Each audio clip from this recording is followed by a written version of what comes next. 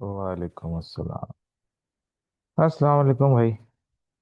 कैसे हैं सब? उम्मीद है सब खैरियत से होंगे। अच्छा यार, मेरी आवाज़ आ रही है सबको क्लियर? आवाज़ का तो कोई मसला नहीं है? ठीक। आ रही। That's good. अच्छा जी, लास्ट हमने क्वेश्चन नंबर 6 किया था।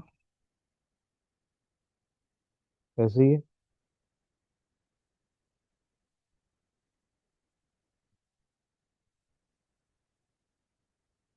ठीक है जी। क्वेश्चन नंबर 10 करने लगे जी। क्वेश्चन नंबर 10 पढ़ लें।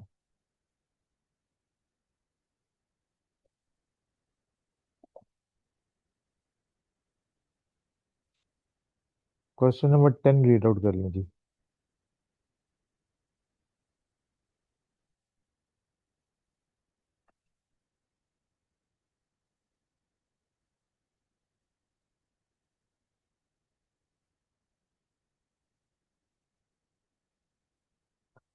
क्या कह रहा है? कहता था average score of Akram in 10 innings. ये रहा। अच्छा जी, क्या कह रहा है? Average score of Akram in 10 innings is calculated as 45. But later, it was found that the score of 12 and 25 were written as 17 and 21. Calculate the correct average. जी, मुझे सही वाली एवरेज जो है वो कैलकुलेट करनी है। तो सही वाली एवरेज जो है वो कैसे कैलकुलेट की जाए? नहीं, कल बेटा क्वेश्चन नंबर 6 तक किया था। और 6 के बाद मैं 10 पे जंप किया फिलहाल। ठीक है। अच्छा, तो हमने कहा जी, हमारे पास टोटल कितनी इनिंग्स थी? 10, और उसकी एवरेज क्या कैलकुलेट हुई थी? 45। अब वो तो 45 कैलकुलेट हो गई 10 इनिंग्स की। ठीक है। लेकिन वो 10 इनिंग्स में उसने स्कोर क्या क्या किया था ये मुझे नहीं पता। मुझे सिर्फ उसकी एवरेज पता है। मुझे वो स्कोर क्या क्या थे वो मुझे नहीं पता। तो इस एवरेज की मदद से मैं टोटल स्कोर जान सकता हूँ कि टोटल स्कोर कितना होगा। क्योंकि उसने कहा जी मेरे पास थी 10 इनिंग्स, और 10 इनिंग्स में आपका एवरेज स्कोर था 45।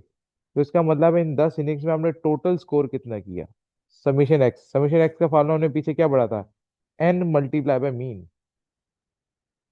तो एन था मेरे पास 10। 10 × 45 इज इक्वल टू 450। लेकिन ये जो समीशन एक्स आया है ये तो इनकरेक्ट है। इसको क्या कहेंगे? Incorrect summation x. ये मेरा क्या है? इनकरेक्ट समीशन एक्स है। इसके अंदर मुझे क्या करनी पड़ेंगी? करेक्शंस करनी पड़ेंगी। ठीक है ना? तो इसके अंदर करेक्शंस करेंगे। करेक्शन कैसे करेंगे? जो वैल्यूज गलती से ऐड हुई हैं वो हम माइनस कर देंगे, और जो सही वाली वैल्यूज है वो क्या कर देंगे? ऐड कर देंगे। अब लाइक मैंने अब कर क्या करनी है? करेक्शन करनी है। तो मेरे पास गलत वाला टोटल कितना है? 450। अब उसने कहा but later it was found that the score of 12 and 25 were written as. लिखी क्या गई? 21 और 17 गलती से लिखी गई थी। तो इसका मतलब है जब मैंने 450 का टोटल किया होगा तो उसके अंदर 17 और 21 गलती से ऐड हुआ होगा। तो जब 21 गलती से ऐड हुई है तो अब उसको माइनस कर देते हैं।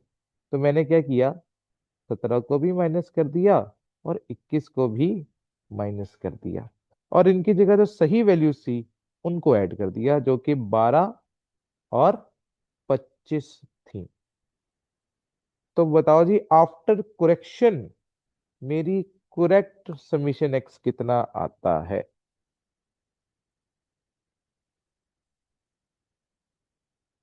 हाँ जी, what is the correct summation x? 450 minus 17 minus 21 plus 12 plus 25।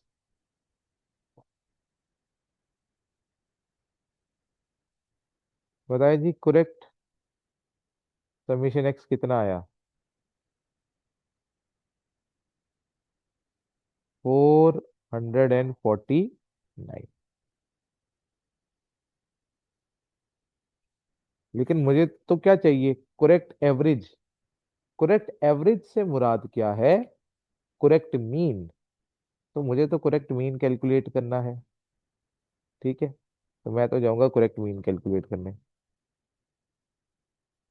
तो correct mean will be equal to correct वाला summation x that is equal to 449 divided by total number of values कितनी थी, 10। 10 में से दो वैल्यूज निकल गई थी, तो वो मैंने माइनस कर दी, और उनकी जगह दो वैल्यू जो सही वाली थी वो मैंने ऐड कर दी। तो वापस मेरी कितनी वैल्यूज हो गई, 10 ही वैल्यूज हो गई। ठीक है ना, तो दो वैल्यूज निकल गई थी, तो दो वैल्यूज ऐड कर दी हैं।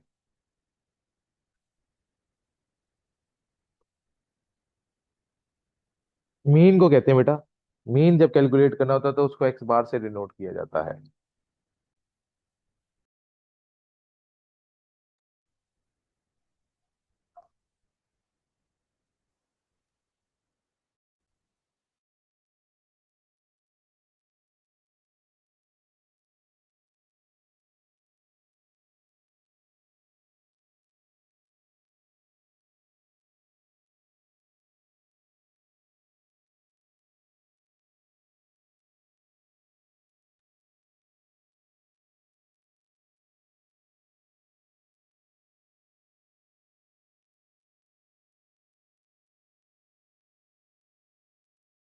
अच्छा,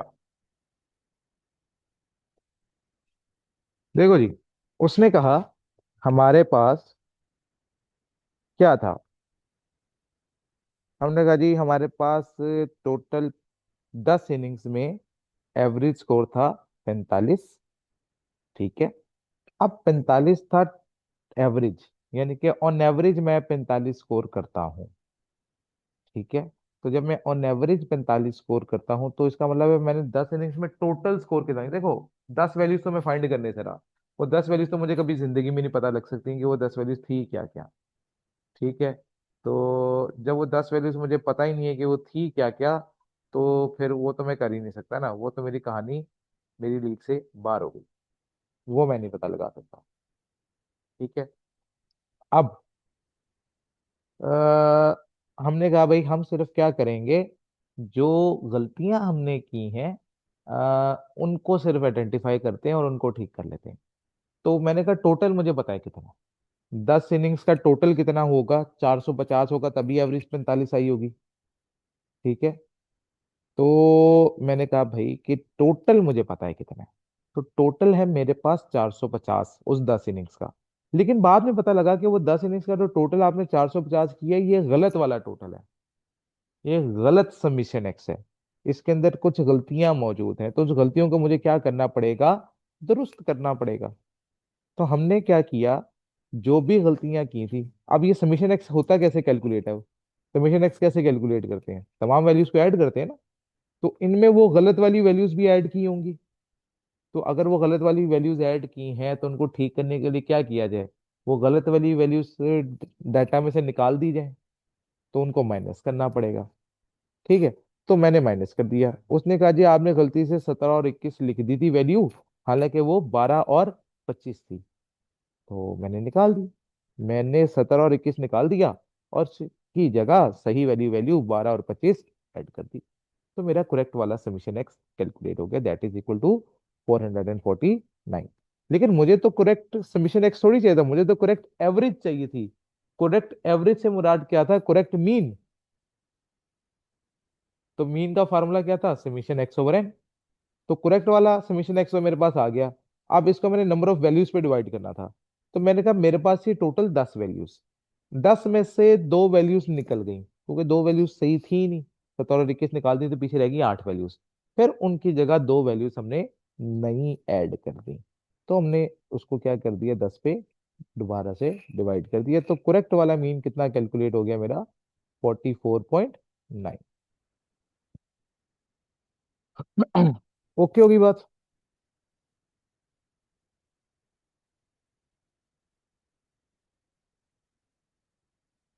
नहीं, क्वेश्चन नंबर 11। क्वेश्चन नंबर 11 पढ़ लें, क्या कह रहा है। अच्छा हसन भाई ऐसे है कि जो लिंक है ना वो एक ही है। वही लिंक आप दोबारा इस्तेमाल कर सकते हो। वो जो एक लिंक एक दफा आ चुके हैं, डेली उसी लिंक से लॉगिन होना है। ठीक है। नए लिंक की जरूरत नहीं है। डेली वही लिंक इस्तेमाल होगा। मैंने उसी लिंक को कॉपी करके दोबारा भेज दिया है। ठीक है। तो मैंने उसी को जो है ना चेंज कर लिया था। तो बेसिकली आप वही लिंक इस्तेमाल कर सकते हैं। उसी लिंक को आपने डेली इस्तेमाल करा और उसी लिंक के जरिए आपने डेली बेस पे क्लास अटेंड करनी है। अच्छा जी। टाइमिंग यही है बेटा, 7 बजे। और क्या होना है। 7 बजे क्लास का टाइम है, 7 बजे क्लास शुरू हुआ करेगी। ठीक है। Mister Doraemon calculated the average age 58 of 14 values. But later it was found that the values 64 and 52 were written as 6, 4 and 25. What is the correct average? आपने जो एवरेज कैलकुलेट की वो गलत थी। वो कितनी थी? वो थी 58। कितनी वैल्यूज की? 14 वैल्यूज की। तो हमारे पास इनकरेक्ट टोटल क्या था? इनकरेक्ट समीशन एक्स क्या कैलकुलेट होगा? तो हमने कहा जी 58 मल्टीप्लाई बाय 14, 812। के अब इसके अंदर मुझे क्या करनी है? करेक्शन करनी है। क्या करनी है? करेक्शन करनी है।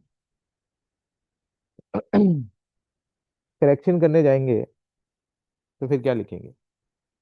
हम कहेंगे जी गलत वाली वैल्यूज जो है समीशन एक्स की, वो माइनस कर दो। तो इनमें गलत वाली वैल्यूज कौन कौन सी हैं? उसने कहा जी but later were found that the value 64 and 52 were return as का मतलब क्या? ये लिखी गई है। लिखी क्या गई है? 4, 6 एंड 25। तो 6 भी गलत लिखी गई, तो 6 भी माइनस कर दो।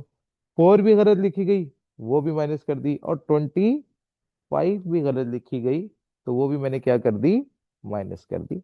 और इनकी जगह सही वाली वैल्यूज जो है वो क्या कर देंगे? ऐड कर देंगे। That is 64 and 52। तो 64 एंड 52 विल बी एडेड। तो बताओ करेक्ट समीशन एक्स कितना आ गया? 893। लेकिन मुझे तो समीशन एक्स करेक्ट नहीं चाहिए। मुझे करेक्ट समीशन एक्स नहीं चाहिए, मुझे तो करेक्ट मीन चाहिए। मुझे क्या चाहिए? करेक्ट मीन चाहिए। तो करेक्ट मीन क्या कैलकुलेट होगा? हम 893 को डिवाइड कर देंगे टोटल नंबर ऑफ वैल्यूज के ऊपर। टोटल नंबर ऑफ वैल्यूज कितनी है मेरे पास? हाँ जी। टोटल नंबर ऑफ वैल्यूज कितनी है मेरे पास?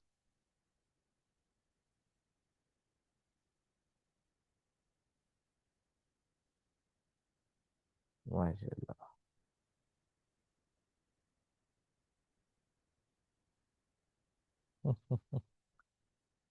अच्छा अब सुन लो।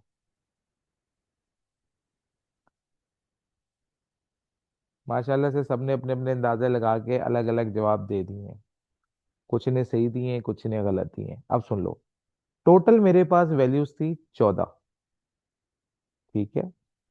टोटल मेरे पास कितनी वैल्यूज थी? 14। 14 में से कितनी वैल्यूज निकल गई? हमने कहा जी टोटल मेरे पास जो थी 14 थी, उसमें से अल्लाह भला करे 3 वैल्यूज निकल गई। तो रह गई 11।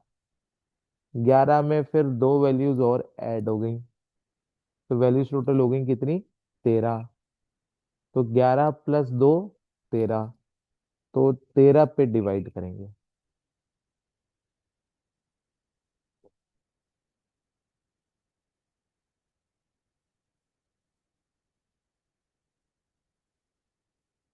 68.69। ओके हो गई कहानी। इसमें कोई मसला? किसी का कोई सवाल?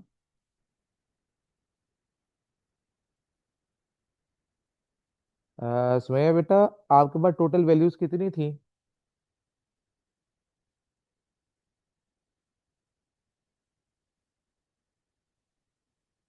बताएं।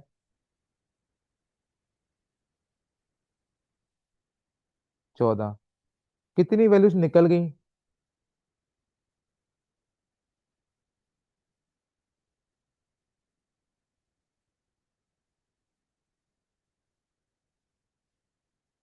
कितनी वैल्यूज निकल गई डाटा में से?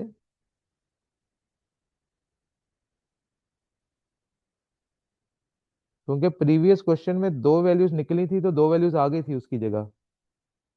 तो एक ही बात थी, तीन वैल्यूज निकल गई ना। तीन वैल्यूज निकली, 6, 4 एंड 25। तो जब 14 में से तीन वैल्यूज निकल गई तो कितनी रह गई? 11 वैल्यूज। और उनकी जगह जो ली वो सिर्फ दो वैल्यूज ने ली, जो कि 64 एंड 52 थे। तो दो वैल्यूज ऐड हो गई। तो 11 + 2, तो 13 वैल्यूज से डिवाइड करेंगे। ओके।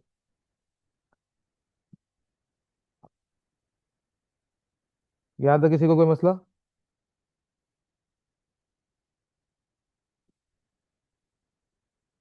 बेटा, बशीर बेटा, जो लिंक मैं भेज चुका हूँ वही लिंक डेली यूज होगा, कोई नया लिंक नहीं डेली आया करेगा। वही एक ही लिंक है जो आपने डेली बेसिस पर यूज करना है। ठीक है। वही लिंक आप इस्तेमाल करेंगे और उसी लिंक से आप रोज 7 बजे आया करेंगे। ओके। अब ये मुझे नहीं पता था। ओके। हाँ हाँ। लो जी, इसके बाद अगली बात करते हैं। ये हो गए हमारे सवाल। ठीक है।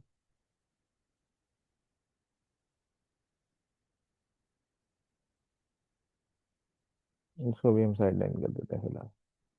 अच्छा जी, अब हम किसकी बात करने लगे हैं? कंबाइन मीन की। यहाँ तक तो किसी को कोई मसला नहीं है ना? यहाँ तक कहानी क्लियर है सबको? अब अगला कॉन्सेप्ट हम किसके बारे में बात करने लगे हैं? कंबाइन मीन का।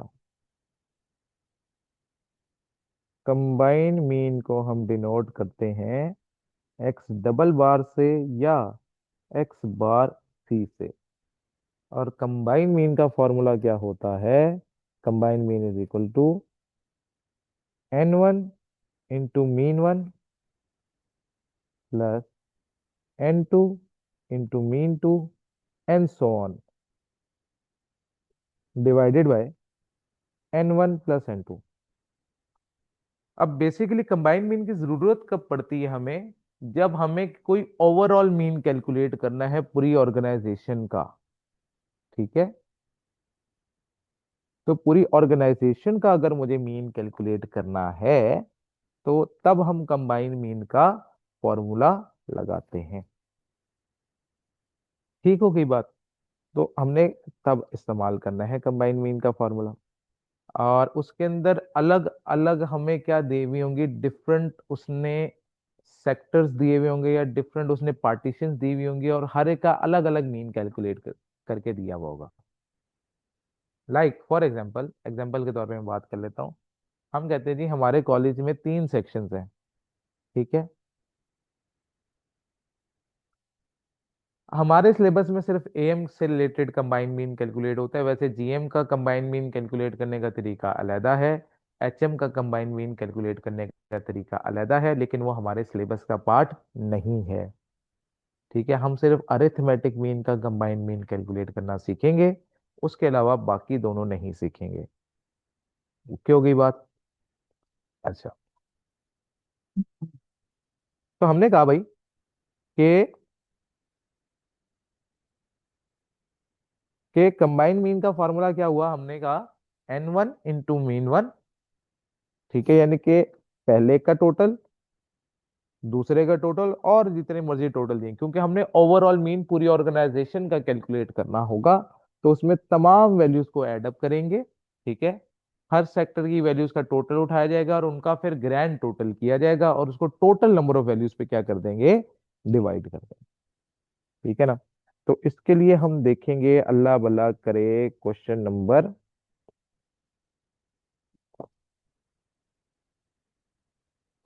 7। क्वेश्चन नंबर 7 पढ़ लें।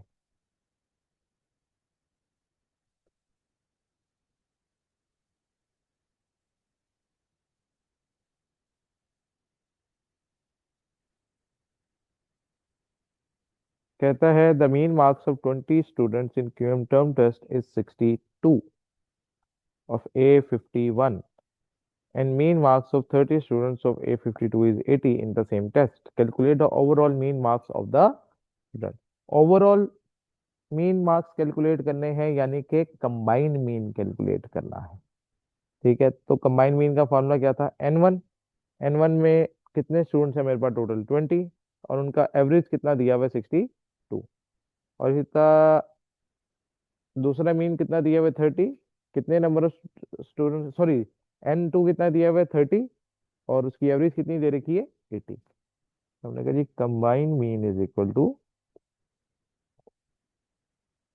20 multiply by 62 plus 30 multiply by 80 divided by total number of values that is 20 plus 30। तो बताएं जी क्या आंसर आ रहा है।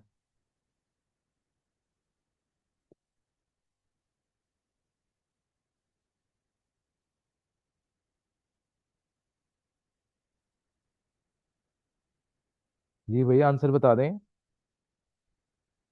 वो सेक्शन का नाम है बेटा, A52 is a section name.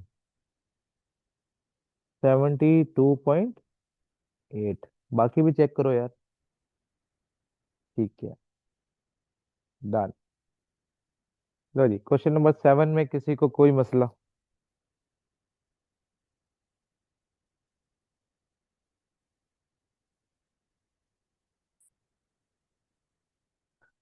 ठीक है जी, क्वेश्चन नंबर 8 पढ़ लें जी। क्वेश्चन नंबर 8 में क्या कह रहे हैं, there are 34 labour workers in the company who works in two departments A and B at an at an average of 41.75 hours per worker. If 10 workers work in department A at an average of 53.3 hours, then calculate the average hour work by। ठीक है, मेरे पास total workers कितने हैं, मेरे पास total workers हैं 34, जो दो department में काम करते हैं, डिपार्टमेंट ए में और डिपार्टमेंट बी में। उसने कहा जी डिपार्टमेंट ए में आपके टोटल 10 वर्कर्स काम कर रहे हैं, तो 34 में से 10 वर्कर यहाँ पे काम कर रहे हैं, तो फिर डिपार्टमेंट बी में कितने वर्कर काम कर रहे होंगे, 24। ठीक हो गई बात। अब उसने ये कहा, उसने कहा जी कि जो there are 34 labour workers in the company who works in two department A and B at an average of 41.75 hours per worker. तो ये उसने उन 34 लोगों का इकट्ठा एवरेज मुझे बता दिया, 34 लोगों का इकट्ठा एवरेज मुझे बता दिया। तो इसका मतलब है ये कंबाइंड मीन बता दिया उसने मुझे तमाम वर्कर्स का। तो हमारा कंबाइंड मीन का फॉर्मूला क्या था, N1 into mean one plus N2 into mean two divide by N1 plus N2। अब कंबाइंड मीन कितना दिया हुआ उसने, 41.75 इज इक्वल टू N1 कितना दिया हुआ है, N1 है मेरे पास टोटल 10 बंदे, और उनकी एवरेज कितनी है 53.3, प्लस ग्रुप बी में टोटल कितने लोग हैं फिर 24, और उनकी एवरेज क्या है, वही तो मुझे कैलकुलेट करनी है, तो उसको मैंने अननोन वैल्यू को क्या रख दिया कैलकुलेटर पे, एक्स रख देना है, divided by N1 plus N2। तो N1 था 10 और N2 था 24। तो कैलकुलेटर पे जाएंगे और एक्स की अननोन वैल्यू को फाइंड कर लेंगे। तो बताएं क्या आंसर आया।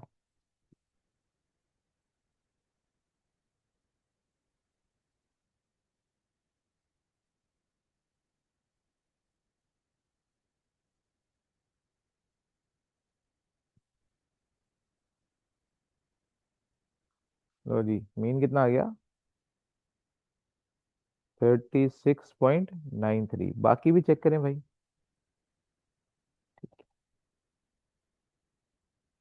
ओके हो गया।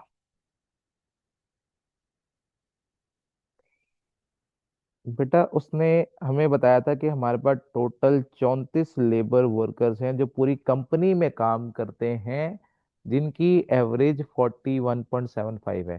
तो ये तो तमाम वर्कर्स की ओवरऑल एवरेज आ गई ना। तो जब ओवरऑल एवरेज आ गई तो ये 34 वर्कर्स की एवरेज है।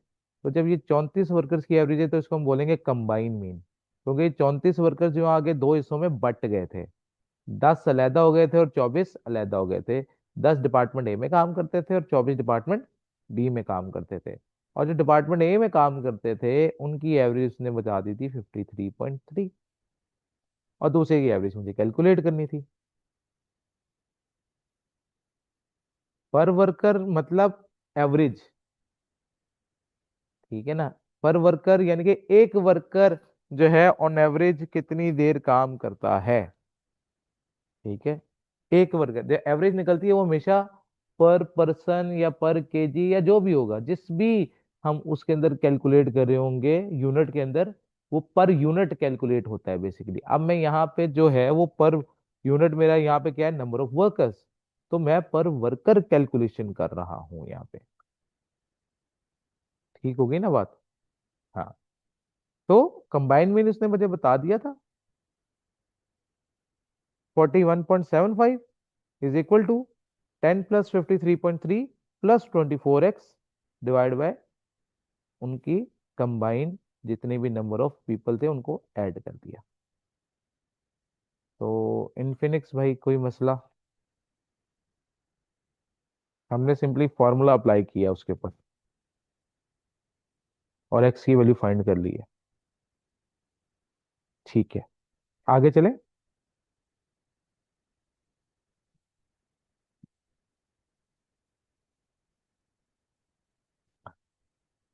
अब इसके बाद जो अगली कहानी हम पढ़ने लगे हैं वो पढ़ने लगे हैं वेटेड मीन की। वेटेड मीन कब अप्लाई किया जाता है? सवाल ये आया कि वेटेड मीन कब अप्लाई करेंगे। वेटेड मीन हमेशा वहां अप्लाई किया जाएगा।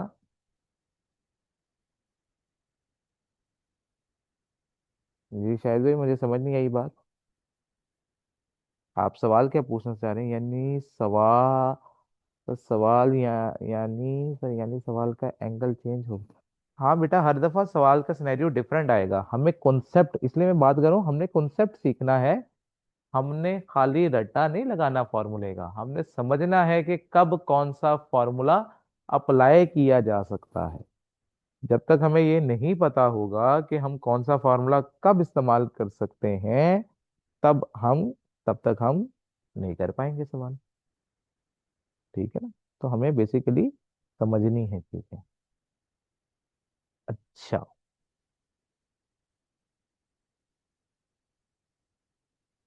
अच्छा जी, करेंगे बात करेंगे। चैप्टर तो खत्म होने, सुकून, थोड़ा सा सुकून ले लो, चैप्टर खत्म होने दो, हौसला। अच्छा जी, वेटेड मीन, वेटेड मीन को डिनोट किया जाता है एक्स बार डब्ल्यू से। किससे? एक्स बार डब्ल्यू से। और इसका इस्तेमाल हम हमेशा तब करते हैं जब हर चीज की इंपॉर्टेंस बराबर नहीं होती और मुझे एवरेज कैलकुलेट करनी। तो जो भी मेरे पास डिफरेंट डाटा अवेलेबल है, अगर उस डाटा की इंपॉर्टेंस बराबर नहीं है तो फिर मुझे वेटेड मीन कैलकुलेट करना पड़ता है। लाइक फॉर एग्जांपल, मेडिकल का एंट्री टेस्ट किसी ने दिया है? एनीवन जिसने मेडिकल का एंट्री टेस्ट दिया हो?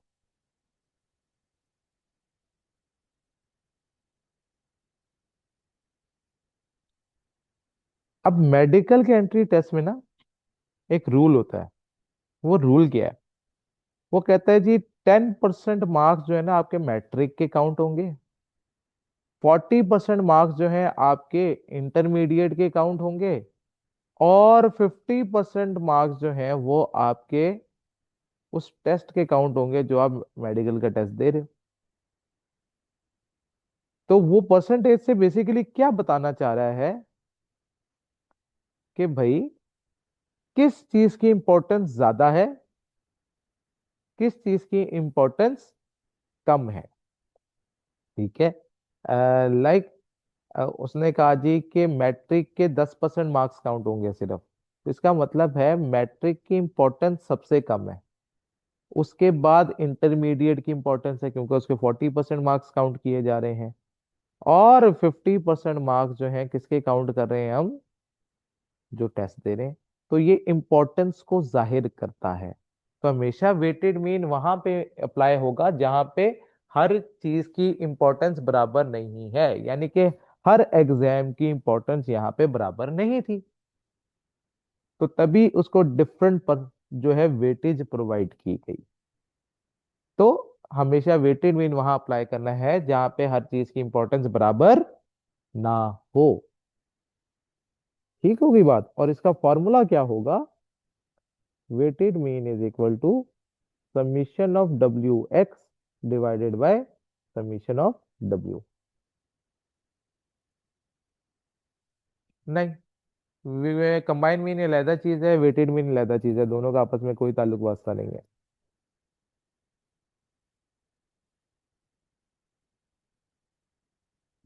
हाँ। कैसे? क्योंकि आपके लेवल पे इसने इकट्ठा टेस्ट नहीं होना, ये बहुत एडवांस लेवल की चीजें हैं। सवाल तुम्हारा सही है, लेकिन फिलहाल कोई वास्ता नहीं है। ठीक है, तुम बेसिक मैथमेटिक्स या बेसिक स्टैटिस्टिक्स पढ़ रहे हो। पहचान क्या है, वो वेट प्रोवाइड करेगा मुझे। कई दफा डायरेक्ट वेट प्रोवाइड कर देगा जैसा कि इस सवाल में दिया होगा जो हम अगला सवाल करेंगे, और कई दफा लफ्जों के अंदर वो वेट प्रोवाइड कर देगा।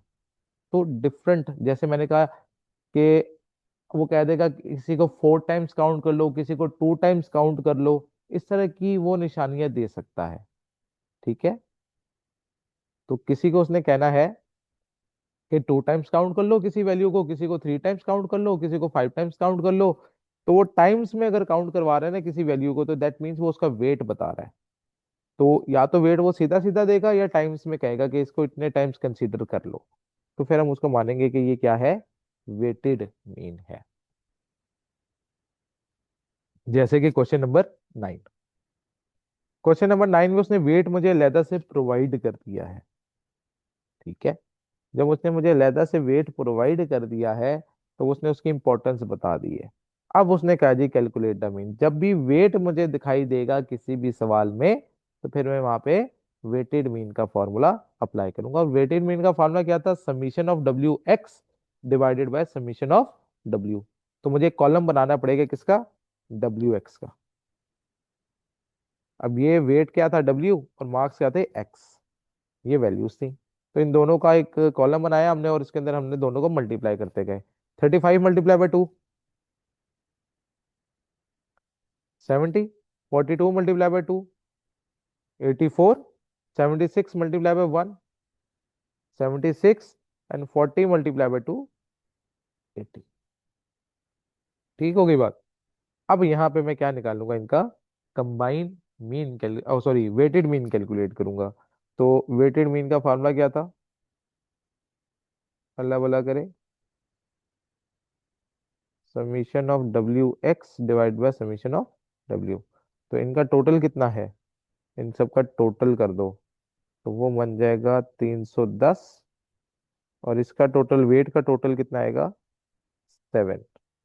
तो 310 multiply by, oh sorry divided by 7। तो ये कितना आ जाएगा, 44.29।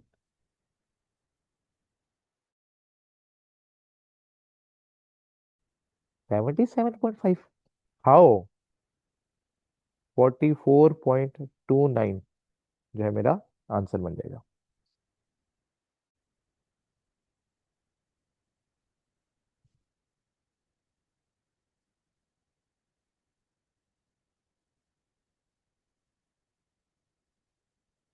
यहाँ तो कोई मसला। ओके। फिर इसके बाद आ जाएंगे, लो जी मीन वाला कहानी खत्म हो गई। मीन की स्टोरियां हमने हर लिहाज से क्या कर ली हैं, मुकम्मल कर ली हैं। ठीक है, तो एक तरीका हमने सीख लिया, मीन कैलकुलेट कैसे करना होता है। अब हम किसकी तरफ जाने लगे हैं, मोड की तरफ जाने लगे। अगला टॉपिक मेरा कौन सा है, मोड।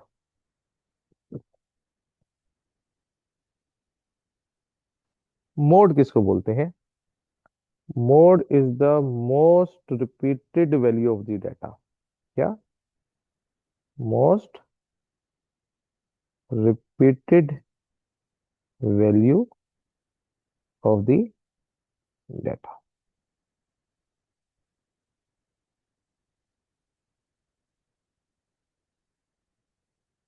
जब हर एक की इंपॉर्टेंस बराबर ना हो। वेटेड मीन की क्या है निशानी, जब हर एक की इंपॉर्टेंस बराबर ना हो, तो या तो वो वेट प्रोवाइड करेगा या नंबर ऑफ टाइम्स में बताएगा चीजें कि इसको इतने टाइम्स काउंट कर लें। अच्छा जी, मोड क्या है, most repeated value in the data. अच्छा, एग्जांपल के तौर पे 2 4 9 8 7, बताओ मोड क्या है, व्हाट इज द मोड।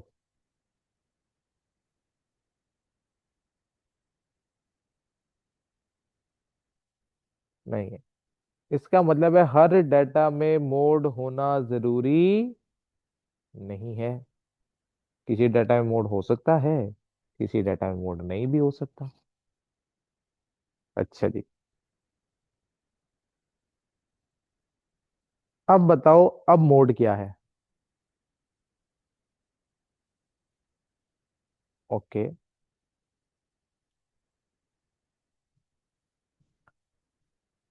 अब मोड क्या है।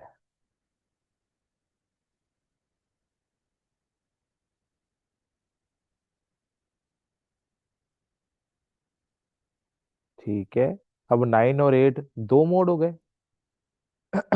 इसका मतलब है एक से ज्यादा मोड भी हो सकते हैं, जरूरी नहीं है कि एक ही मोड हो, एक से ज्यादा मोड भी हो सकते हैं, एक मोड भी हो सकता है और कोई मोड ना हो वो भी हो सकता है। अच्छा, अब बताएं अब मोड क्या है।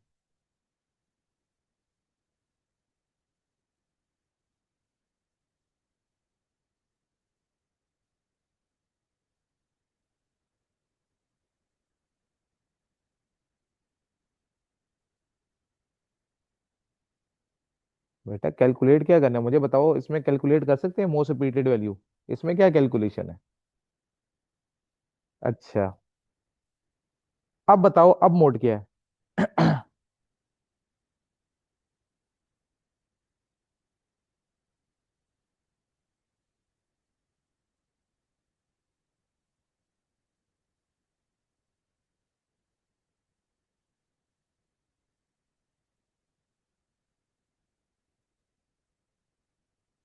9 8 7 4, ओके, ठीक है, अब मोड क्या है,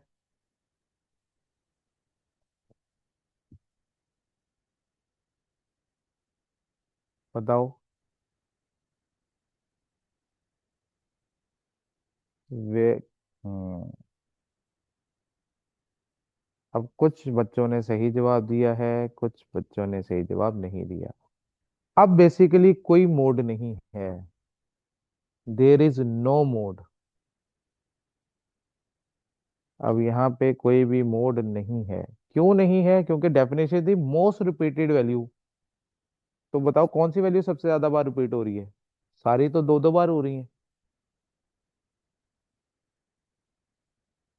यस, बिल्कुल ठीक, no mode as all are equal, बिल्कुल ठीक है, तो यहाँ पे कोई मोड एग्जिस्ट नहीं करता। 3 दफा मोड आए, हाँ, अब देखो अब मोड आ जाएगा, अब मोड 4 है, अब मोड 4 हो जाएगा। ठीक है, लेकिन जब तक ये 4 वाली वैल्यू नहीं है, इस स्टेज पे कोई मोड नहीं है, नो मोड। यहाँ पे हम कहेंगे देयर इज नो मोड। क्यों? क्योंकि कोई वैल्यू रिपीट हो ही नहीं रही। मोस्ट रिपीटेड वैल्यू कोई है ही नहीं। कोई मोस्ट रिपीटेड वैल्यू हो, तुम कहे ना कि भाई,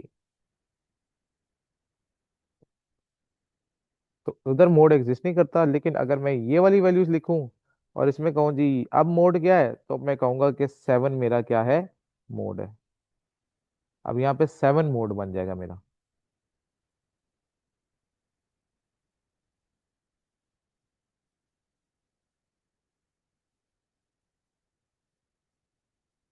क्या मतलब?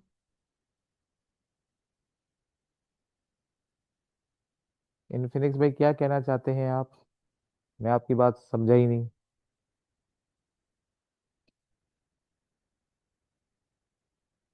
काइंडली अपना सवाल रिपीट कर दें।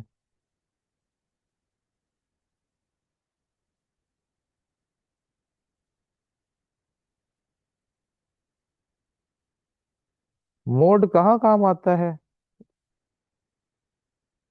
अच्छा, ये out of the context question है फिलहाल।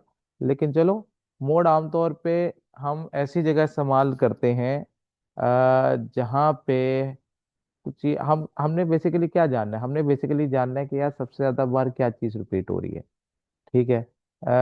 तो हम कहते हैं यार, आम तो जैसे हम लूडो खेल रहे हैं, लूडो में आमतौर पे आ जाता है कि यार एक बंदा है, उसकी क्या क्या वैल्यू आ जाती है, तो 6 इसका बहुत ज्यादा आता है या काना इसका बहुत ज्यादा आता है। तो मैंने कहा था एवरेज वो चीज है जिसकी तरफ मेरा कॉन्सेंट्रेशन जा रहा है। फिर मोड सबसे ज्यादा कहाँ यूज होता है, कि याद रखना, जब हमारे पास बेस्ट एवरेज फॉर कैलकुलेशन किसकी है, जब मेरे पास क्वालिटेटिव डाटा होता है। क्वालिटेटिव डाटा वो होता है जिनको नंबर्स में डिफाइन नहीं कर सकते। तो जब एक चीज नंबर में डिफाइन नहीं हो सकती, तो उसकी एवरेज कैसे कैलकुलेट की जाए, क्योंकि वो तो न्यूमेरिकल, बाकी तमाम एवरेजेस जो हैं वो तो न्यूमेरिकल वैल्यूज पे कैलकुलेट होती हैं। तो जब कोई क्वालिटी के ऊपर बात करेंगे, तो क्वालिटी में फिर हम क्या चीज देखेंगे? तो क्वालिटी में जो बेस्ट कह लो कि एवरेज कैलकुलेट करने का तरीका है, वो मोड ही है। क्योंकि इसमें सिर्फ क्वालिटेटिव के ऊपर ये ज्यादातर इस्तेमाल होता है। हम कहेंगे कि मतलब एक बच्चा है, उसके सबसे ज्यादा गुड आते हैं अपने टेस्ट के अंदर, एक्सीलेंट लेकर आता है या स्टार्स लेकर आता है। ठीक है। तो हम, या सबसे ज्यादा ए ग्रेड लेकर आता है, तो फिर हम कहेंगे कि यार अच्छा यार, ये इसकी एवरेज तो ए ग्रेड वाली है। तो इस तरह से हम यूज करते हैं ऐसी जगह पे जहाँ पे क्वालिटेटिव चीज हो कोई। ठीक है।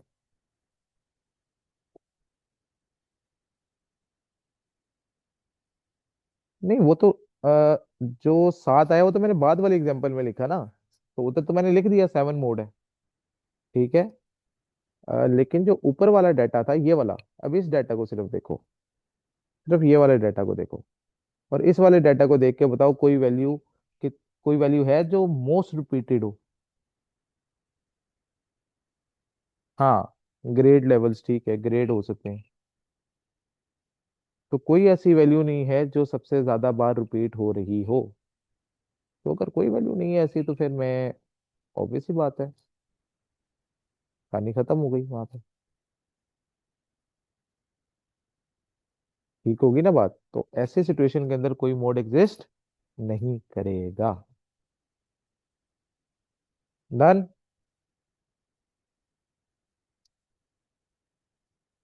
Question number 12। मोड बता दो जी, क्वेश्चन नंबर 12 में मोड क्या है?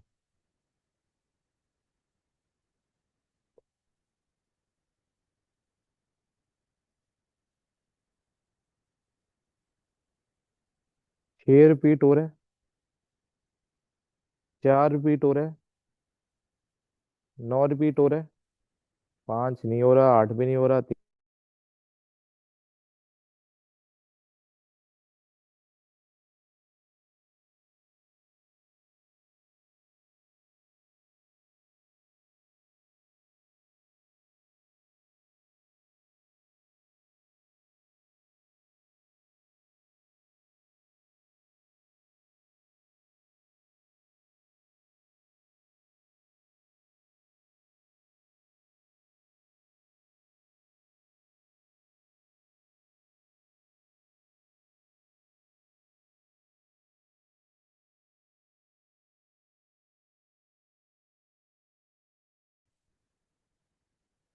हाँ।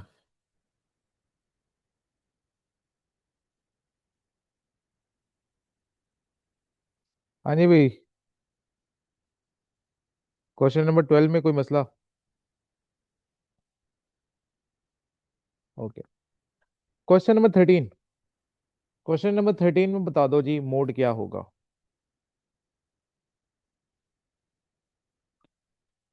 कुछ एक्स की वैल्यूज दी हुई है और उनकी आगे से फ्रीक्वेंसीज दी हुई है। फ्रीक्वेंसी से मुराद होती है कौन सी वैल्यू कितनी बार रिपीट हुई है। तो सबसे ज्यादा वैल्यू कौन सी रिपीट हो रही है?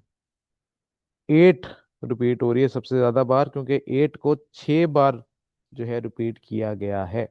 तो आंसर क्या बन जाएगा? 8। तो यहाँ पे मोड क्या है? 8। अच्छा जी। Question number 14। जी, क्वेश्चन नंबर 14 में सबसे ज्यादा बार कौन सी वैल्यू रिपीट हो रही है? तो ये रिपीट हो रही है।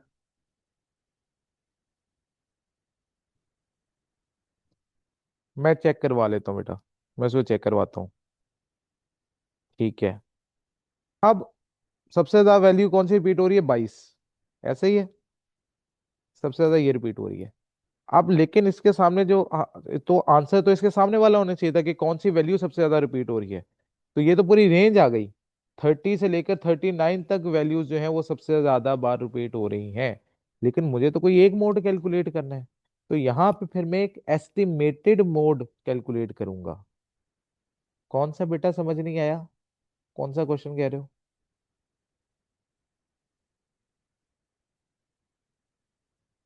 बेटा फ्रीक्वेंसी क्या होती है?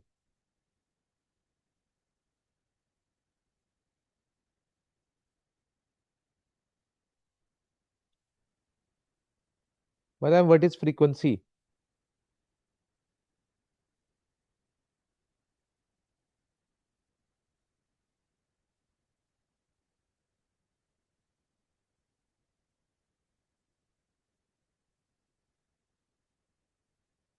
जी यूजर बेटा बताएं, क्या होती है फ्रीक्वेंसी?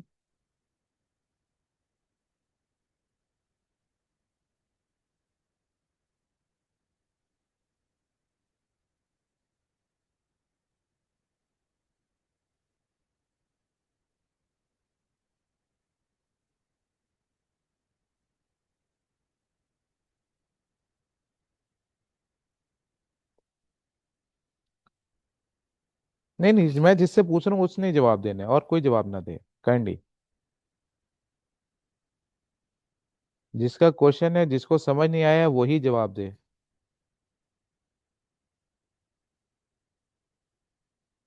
जी बेटा, अब सवाल पूछा है मैंने कोई।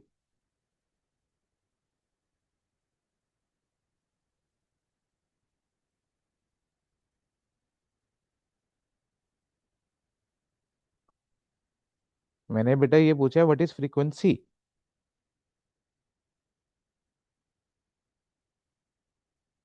फ्रीक्वेंसी क्या होती है?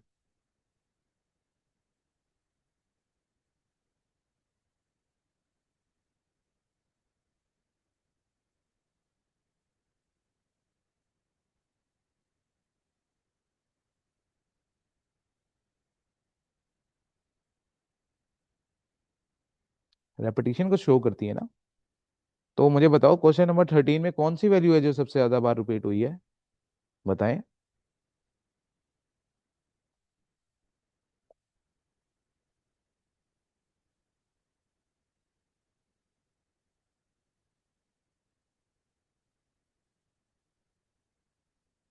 क्या?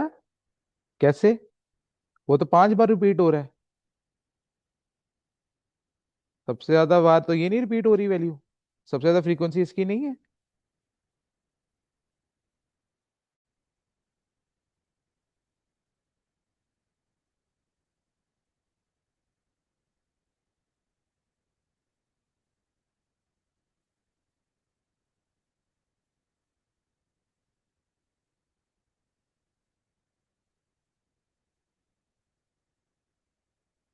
क्या कह रहे हो या अल्लाह।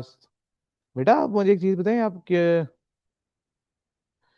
बेटा फ्रीक्वेंसी देखते। बेटा आपने पहले क्यों पढ़ा हुआ है? क्लासेस ली हुई है इसकी कुछ, कि फर्स्ट टाइम पढ़ रहे हो?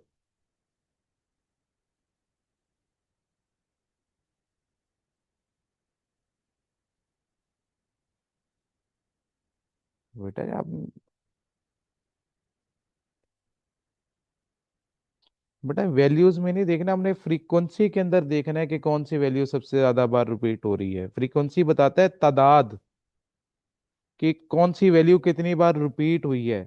तीन रिपीट हुआ है 5 बार, पांच रिपीट हुआ है 3 बार, छह रिपीट हुआ है 4 बार, आठ रिपीट हो रहा है 6 मरतबा, तो सबसे ज्यादा बार 8 रिपीट हो रहा है। फ्रीक्वेंसी बताता है कि ये वैल्यू है, ये वैल्यू कितनी बार रिपीट हुई है, वो फ्रीक्वेंसी बताएगा बेटा।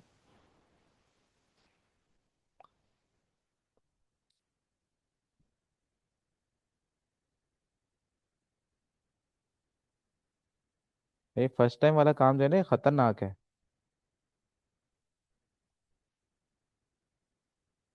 ओके।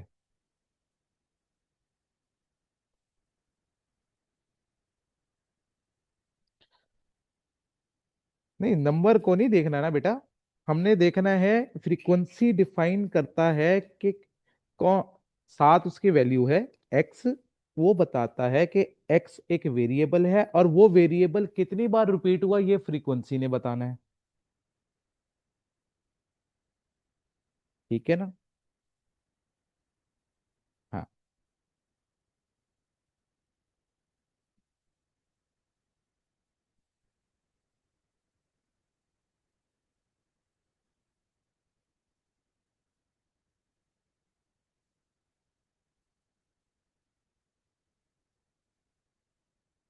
अच्छा जी।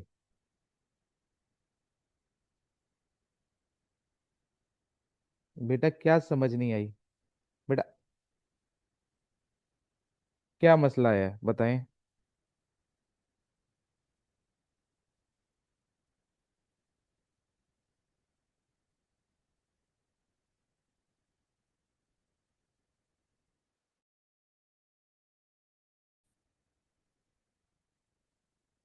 हाँ जी, मोस्ट रिपीटेड वैल्यू। ठीक है, बिल्कुल ठीक है, मोस्ट रिपीटेड वैल्यू होती है, तो सबसे ज्यादा बार रिपीट कौन सी वैल्यूज हो रही हैं? बताओ। तीन जो है कितनी बार रिपीट है, फ्रीक्वेंसी बताता है 8 6 बार रिपीट हो रहा है, क्योंकि आठ के आगे फ्रीक्वेंसी लिखी हुई है 6। इट दिस मीन्स के आठ 6 दफा रिपीट हुआ है।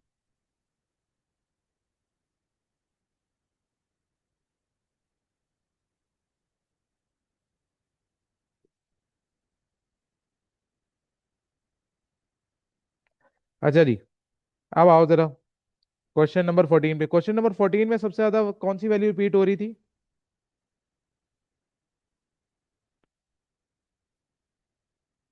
हमने कहा जी क्वेश्चन, हाँ जी, 22 सबसे ज्यादा बार रिपीट हुआ है। अब जब 22 सबसे ज्यादा बार रिपीट हुआ है, तो कौन सी क्लास मेरी सबसे ज्यादा रिपीट हो रही है? 30 से 39 जो है वो रिपीट हो रहा है। तो अब यानी यानी कि मुझे तो आंसर यहाँ पे मिलना था इसका, इस क्लास लिमिट्स के अंदर। लेकिन क्लास लिमिट्स में कोई एक वैल्यू है ही नहीं, ये तो पूरी रेंज बता दी उसने, कि 30 से लेकर 39 तक वैल्यूज हैं जो सबसे ज्यादा रिपीट हो रही है। मुझे तो एक आंसर चाहिए। तो जब मुझे एक आंसर चाहिए होगा, तो फिर मैं मोड का एक एस्टिमेटेड फॉर्मूला अप्लाई करूंगा। फिर मोड कैलकुलेट करने का फॉर्मूला होगा जो हम अप्लाई करेंगे। वो मोड का फॉर्मूला क्या है?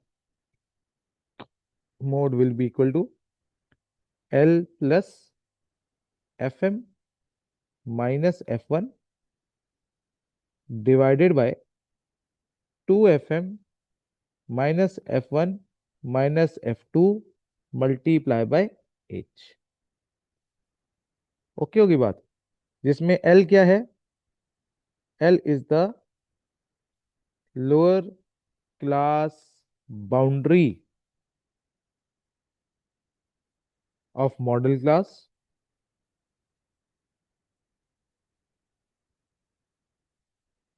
FM क्या है? Frequency of modal class.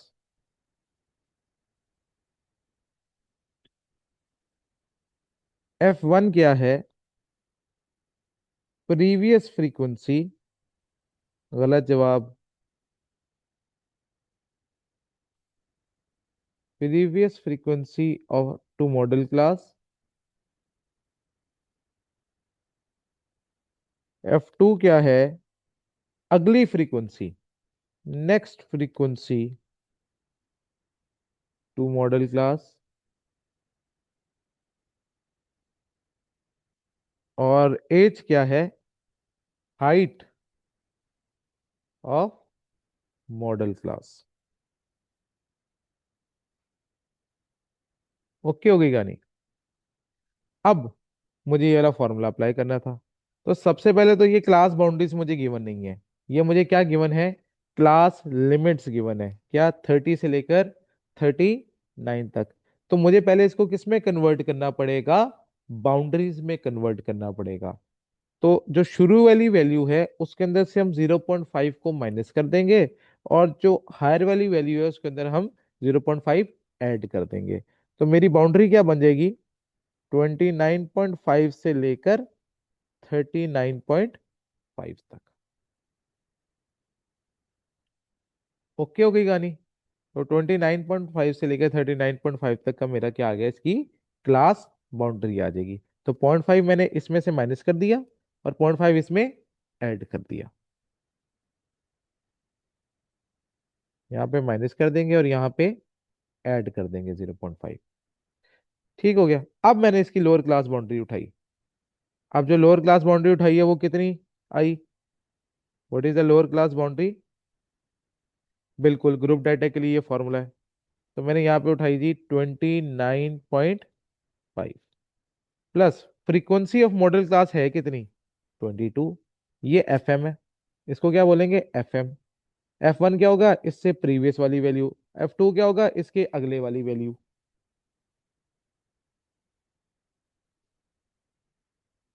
बेटा अभी जिन लोगों ने पहली दफा क्यूएम पढ़ रहे हो ना, ऑब्वियसली बात है उन्होंने चैप्टर नंबर 7 नहीं पढ़ा हुआ। तो अभी वो सिर्फ इस बात को याद कर लें कि जब भी लिमिट्स गिवन हो ना, क्लास लिमिट्स, तो उसको क्लास बाउंड्रीज में कन्वर्ट करने के लिए छोटी वाली वैल्यू में 0.5 माइनस कर देंगे और बड़ी वाली में 0.5 ऐड कर देंगे। फिलहाल के लिए इतना रखो। जब मैं चैप्टर नंबर 7 पढ़ाऊंगा फिर वहां पे ये बात ज्यादा अच्छे तरीके से समझ आएगी। ठीक है? अभी के लिए सिर्फ याद रखना है। हाँ, वो गैप डिवाइड बाय 2 है वही वाला तरीका, लेकिन वो आपने बाद में समझना है। ठीक है? वो अभी के लिए नहीं है। अच्छा।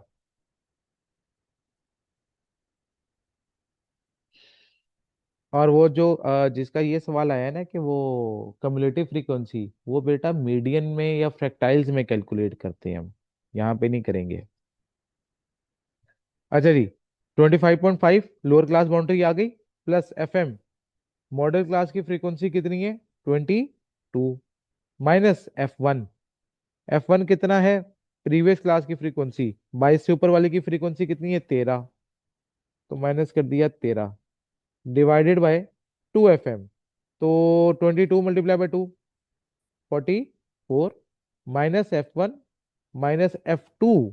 F2 है नेक्स्ट क्लास की फ्रीक्वेंसी जो कि है 11, मल्टीप्लाई बाय हाइट। हाइट का फार्मूला क्या होता है? इन दोनों का डिफरेंस। इन दोनों का डिफरेंस कितना आ रहा है? 10 का।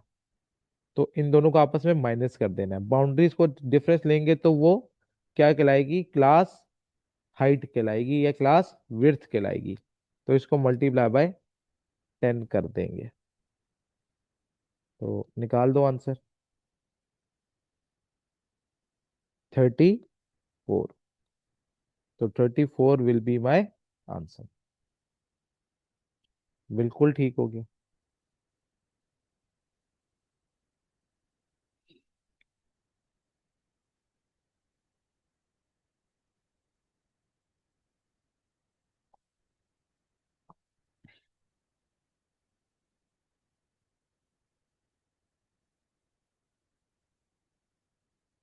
चलिए, यहाँ तक कोई मसला? यहाँ तक कोई सवाल?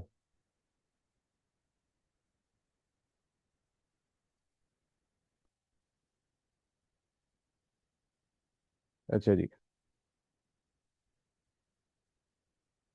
अब अगली हम बात करने लगे हैं। अगली बात किसकी होने लगी है? मीडियन की। अगली बात किसकी होने लगी है? मीडियन की। मीडियन क्या होता है? What is median? मीडियन होता है centre value of the data.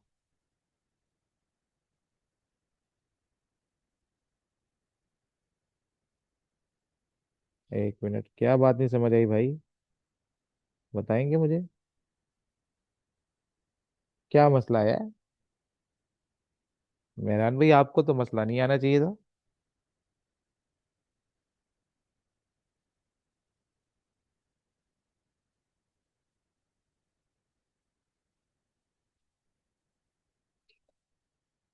जी मेहरान भाई, क्या मसला आया?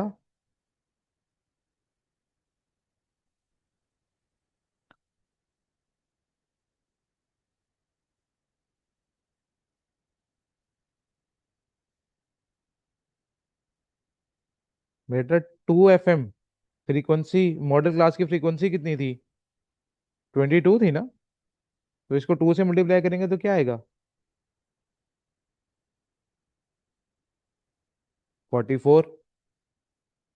-F1 जो कि है 13, -F2 वो है 11। तो ये तो मैंने सीधी सीधी वैल्यूज ही पुट किया और तो कुछ भी नहीं किया। इसमें क्या मसला आ रहा है?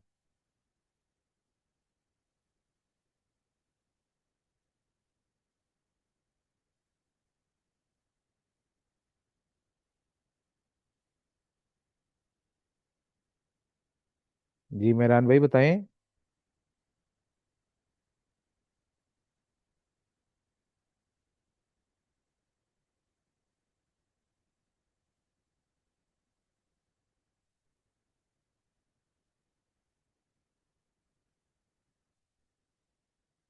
हाँ जी, मीडियन क्या होता है? Centre value of the data. कि मेरे पास यहाँ पे वैल्यूज अवेलेबल हैं। 6, 8, 9, 4 एंड 3। बताएं जी, मीडियन क्या होगा? What is the median?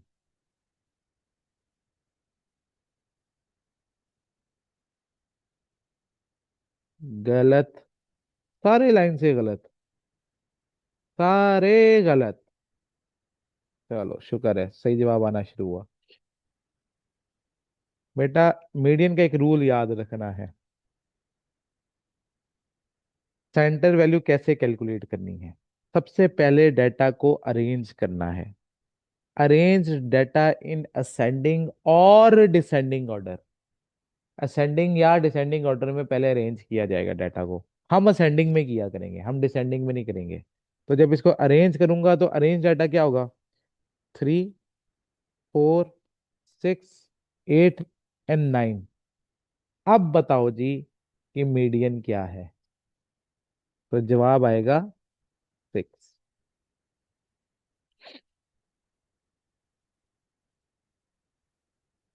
Okay होगी बात? अच्छा, लेकिन अगर ये तो आसान था, अब बताना मुझे मीडियन क्या था।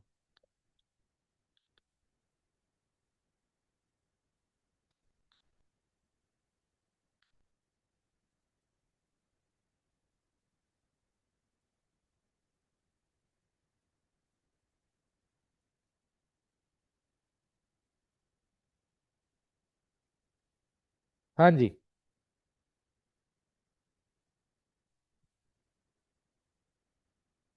बेटा, कल तो मैंने मीडियन पढ़ाया ही नहीं था।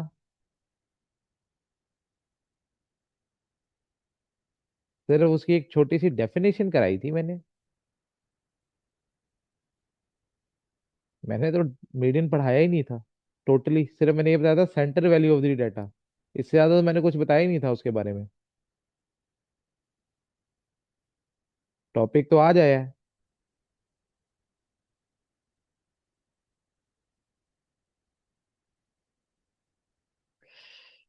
हाँ जी, सबसे पहले तो डाटा को अरेंज करेंगे।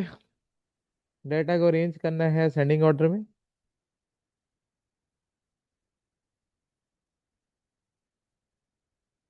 24, 24 के बाद 30,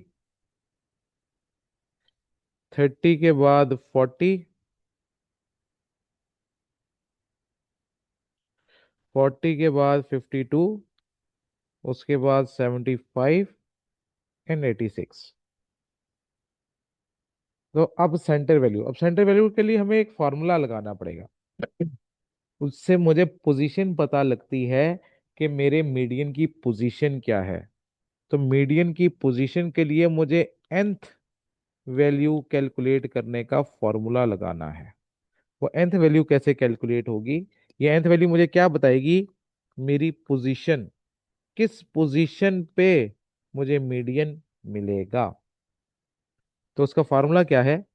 n+1/2। जैसे कि पिछले सवाल में था, पिछले सवाल में टोटल नंबर ऑफ वैल्यूज कितनी थी? 5। टोटल वैल्यू थी 5, तो मैंने कहा जी 5+1/2। तो हमने कहा जी 3, यानी कि थर्ड वैल्यू मेरा आंसर था। किसमें? अरेंज डाटा के अंदर। किसके अंदर? अरेंज डाटा के अंदर। तो थर्ड वैल्यू क्या थी अरेंज डाटा में? 6। तो वो मेरा आंसर बन गया था। इसी तरह इसकी देख कैलकुलेट करेंगे। इसकी जब कैलकुलेट करने जाएंगे तो मेरे पास टोटल है 6 वैल्यूज।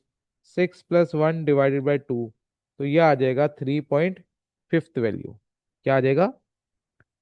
3.5th value. यानी कि किन दो वैल्यूज के दरमियान मुझे ये मिलेगी value? Third and fourth value के दरमियान।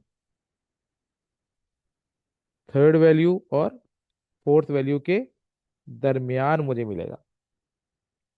ऐसे ही है। तो असल में एक बच्चे का तरीका बिल्कुल ठीक है कि हाँ भाई हम एक काम तो ये कर सकते हैं कि किन दो वैल्यूज के दरमियान आ रहा है? ये 40 थर्ड वैल्यू है और फोर्थ वैल्यू ये इन दोनों के दरमियान है। तो एक आसान तरीका क्या है? 40+52 इसमें ठीक है, ये जवाब ठीक देगा आपको। कोई मसला नहीं है, इसको मैं ठीक मानता हूँ, लेकिन मैं इस तरीके से नहीं करवाऊंगा। ठीक है, क्योंकि आगे हमने फ्रैक्टाइल्स भी पढ़ने हैं। तो मैं हर एक के लिए एक यूनिवर्सल तरीका लगाने लगा हूं, और वही यूनिवर्सल तरीका हम हर तरह के सवालों पे कैलकुलेट किया करेंगे। ठीक है। अब थोड़ी देर तक, जब तक मैं एक क्वेश्चन ना करवा दूं पूरा, आपने सिर्फ चीजें ऑब्जर्व करनी है। ठीक है, और जो आंसर्स मैं मांगता जाऊंगा वो आंसर आपने मुझे देते जाने हैं। ठीक है। थोड़ी देर बाद ऑटोमेटिकली चीज समझ आ जाएगी, पहली बारी में समझ नहीं आएगी, ये मैं पहले ही बता रहा हूँ। पहली बारी में दिमाग जो है ना हमारा प्रोसेस नहीं करेगा। तो पहली बारी, जब तक मैं ना कहूं कि हाँ भाई कोई सवाल, तब तक सवाल नहीं पूछना। तब तक सिर्फ देखना है कि हो क्या रहा है। ठीक है। अब दो वैल्यूज थी यहाँ पे, थर्ड और फोर्थ वैल्यू के दरमियान, क्योंकि 3.5th वैल्यू है। तो थर्ड और फोर्थ वैल्यू के दरमियान आ रहा है। तो what is the third value in the arrange data? Arrange data में थर्ड वैल्यू क्या थी? 40। तो मैंने उठाया 40 प्लस थर्ड वैल्यू आ गई, पीछे कितनी वैल्यू बच गई? 0.5th value. कितनी बच गई? 0.5th value. तो 0.5 ऐड करेंगे और इसको मल्टीप्लाई कर देंगे difference between fourth and third value, जो कि फोर्थ वैल्यू थी 52 और थर्ड वैल्यू थी मेरी 40। तो इन दोनों के डिफरेंस से हमने क्या कर देना है? मल्टीप्लाई कर देना है। तो करो जरा सॉल्व और बताओ क्या आंसर आ रहा है।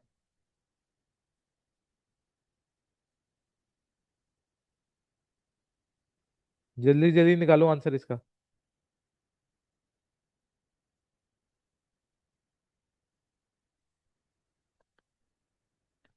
मैच कर गया आंसर? 46 और 46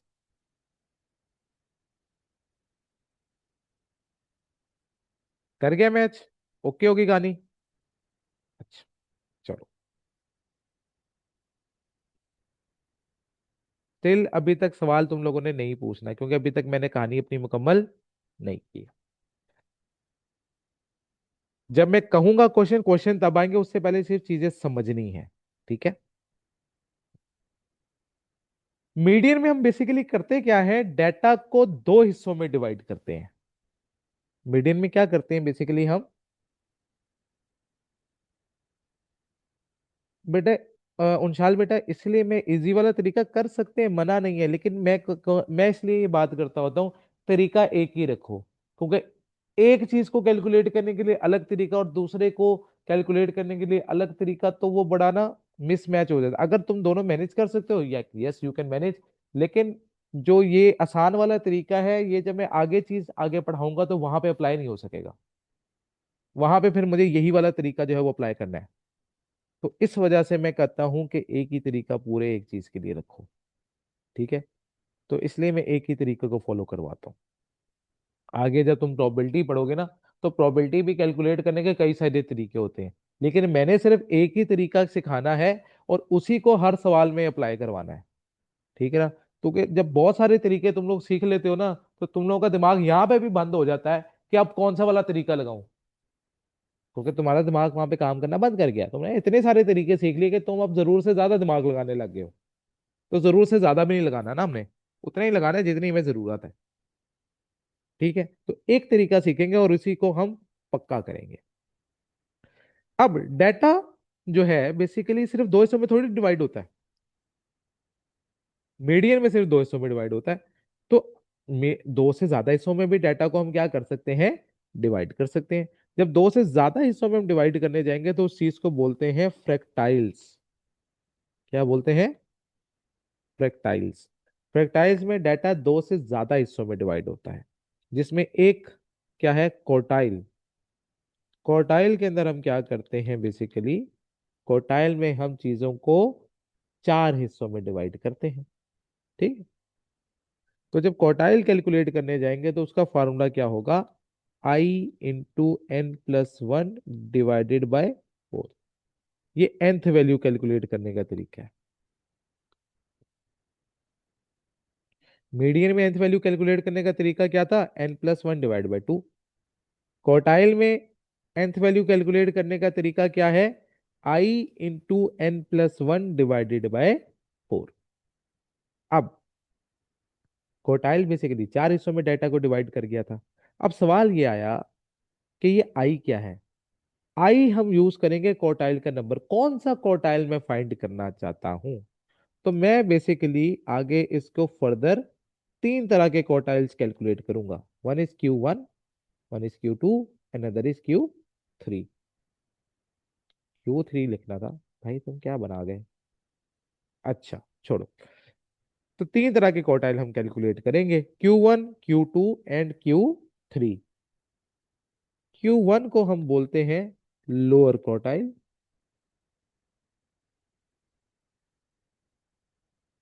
Q2 को हम बोलते हैं मीडियन, और Q3 को बोलते हैं हम अपर क्वार्टाइल। करने लगा हूं बात। आई क्वार्टाइल का नंबर होगा, अगर मैं Q3 फाइंड करने जा रहा हूं तो आई की वैल्यू होगी थ्री। अगर मैं फाइंड करने जा रहा हूं Q1 तो आई की वैल्यू होगी वन। ठीक है ना। तो जो भी क्वार्टाइल में फाइंड करने जा रहा हूं वो हमारी आई की वैल्यू कहलाएगी। ठीक है। और वहां से मुझे क्या मिलेगी, इसकी पोजीशन। nth वैल्यू क्या बताता है बेसिकली, पोजीशन मेरी वैल्यू की। आंसर नहीं देता ये सिर्फ पोजीशन बताता है कि इस पोजीशन पे तुम्हें तुम्हारा आंसर मिल जाएगा। तो ये पोजीशन बताएगा। ओके होगी कहानी। क्वार्टाइल में हमने क्या कहा, डाटा को कितने हिस्सों में डिवाइड किया, चार हिस्सों में। फिर हम चार से ज्यादा हिस्सों में भी डिवाइड कर सकते हैं। तो डिसाइल में चले जाएंगे हम। डिसाइल में डाटा कितने हिस्सों में डिवाइड होगा, 10 में। तो इसमें फॉर्मूला क्या होगा, i into n plus one divided by 10। इसमें 10 हिस्सों में डिवाइड कर देंगे। ठीक है ना। तो इसमें हम बेसिकली क्या फाइंड करेंगे, D1 से लेकर D9 तक की चीजें फाइंड की जाएंगी। और इसमें भी आई क्या होगा, डिसाइल का नंबर। अगर मैं D1 फाइंड कर रहा हूं तो आई का नंबर होगा वन। अगर D4 फाइंड कर रहा हूं तो आई का नंबर होगा फोर। D9 फाइंड कर रहा हूं तो आई का नंबर होगा नाइन। ठीक है। और इसके अंदर हम क्या बात करेंगे कि भाई D5 जो होता है वो बराबर होता है Q2 के, और Q2 बराबर होता है मीडियन के। ठीक है, तो ये रूल याद रखना है। अच्छा, फिर भाई डिसाइल के अलावा 10 हिस्सों में डिवाइड करे थे, 10 से ज्यादा हिस्सों में भी डिवाइड कर सकते हैं। 10 से ज्यादा कितने हिस्सों में डिवाइड किया जा सकता है? तो हमने कहा जी 100 हिस्सों में कर सकते हैं, तो उसको क्या बोलेंगे? परसेंटाइल। तो अगर परसेंटाइल मुझे फाइंड करना हो तो उसका फार्मूला क्या होता है? I × n+1 divided by 100। तो उसको मैंने डाटा को 100 हिस्सों में डिवाइड कर देना है। और इसके अंदर जो कैलकुलेशन होती है वो P1 से लेकर P99 तक की जाती है, जिसके अंदर P50 बराबर होता है किसके? D5 के। D5 बराबर होता है Q2 के, और ये बराबर होता है मीडियन के। इसी तरह P75 बराबर होता है Q3 के, और P25 बराबर होता है Q1 के। बस 100 से ज्यादा हिस्सों में हम डिवाइड नहीं कर सकते। हमने फैक्टाइल्स पढ़ने 3 तरह के। मीडियन में डाटा 2 हिस्सों में डिवाइड होता है, क्वार्टाइल में 4 हिस्सों में होता है, डिसाइल में 10 हिस्सों पे होता है, और परसेंटाइल में 100 हिस्सों पे डाटा डिवाइड किया जाता है। ठीक है। रूल सबका सेम होगा।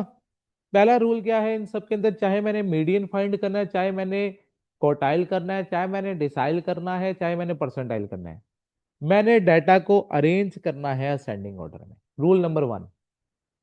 रूल नंबर 1 क्या है? अरेंज डाटा इन असेंडिंग और डिसेंडिंग ऑर्डर, लेकिन मैं असेंडिंग में करूंगा। Arrange data. ठीक है। Rule number 2।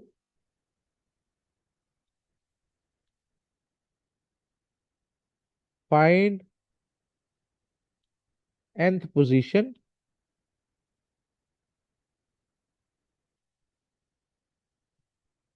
And then rule number 3, identify the answer. ये 3 स्टेप्स को मैं फॉलो करता हुआ जाऊंगा। ओके ओके भाई। सबके लिए है ये rule. Median, quartile, decile and percentile, सबके लिए सेम रूल है।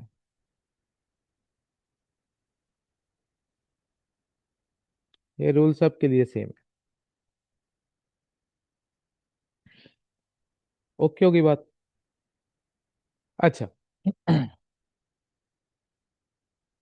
ये भी मैंने सिखाना है रूल नंबर 3। रूल नंबर 3 के ऊपर मैंने अभी तक बात ही नहीं की। बट रूल नंबर 3 के फिर मैं आंसर फाइंड करूंगा। कैसे करूंगा? उसी के ऊपर मैंने कहा है कि तुम लोग अभी कोई सवाल नहीं पूछोगे। मैं जब क्वेश्चन करवा दूंगा फिर तुम लोगों का सवाल मैं टेकअप करूंगा, जिसके लिए हम देखेंगे क्वेश्चन नंबर 16। क्वेश्चन नंबर 16 तसल्ली से पढ़ लो।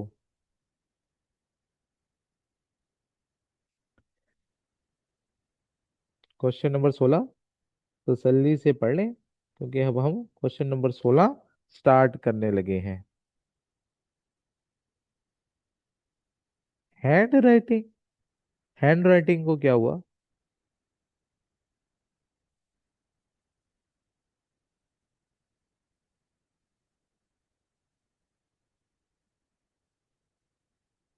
कहाँ पे?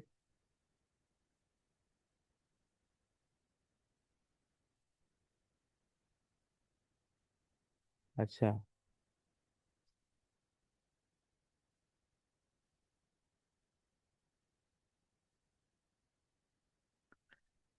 वो रूल नंबर 3, आइडेंटिफाई आंसर।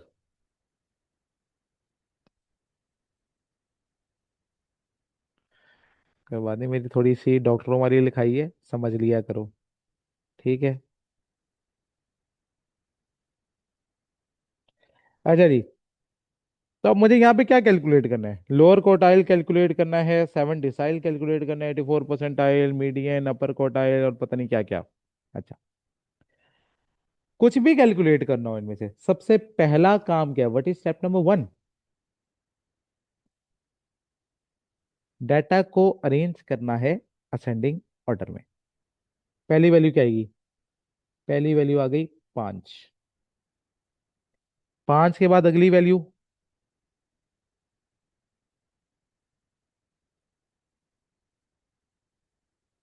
हाँ भाई, 26। 26 के बाद अगली वैल्यू है 32। 32 के बाद अगली वैल्यू है 32 के बाद 42। 42 के बाद है 47। 47 के बाद है 52। बिल्कुल ठीक है। 52 के बाद है 63। 63 के बाद है 66। 66 के बाद है 76। उसके बाद है 81। फिर है 91। और फिर है 94। गिनती कर लो भाई। वैल्यूज पूरी हो गई है। एक दो, एक दो तीन चार पाँच छः सात आठ नौ 10 11 12। एक दो तीन चार पाँच छः सात आठ नौ 10 11 12 हो गई पूरी भाई। 12 12 वैल्यूज पूरी हो गई।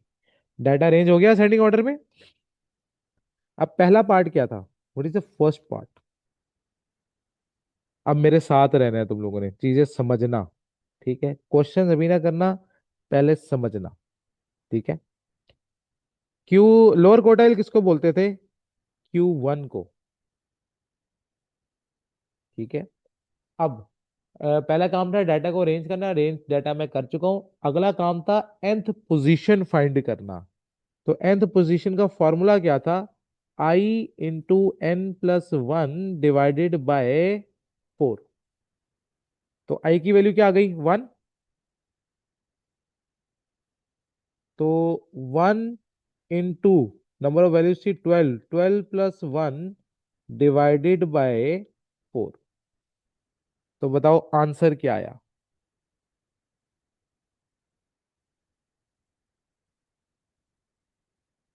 फटाफट फटाफट।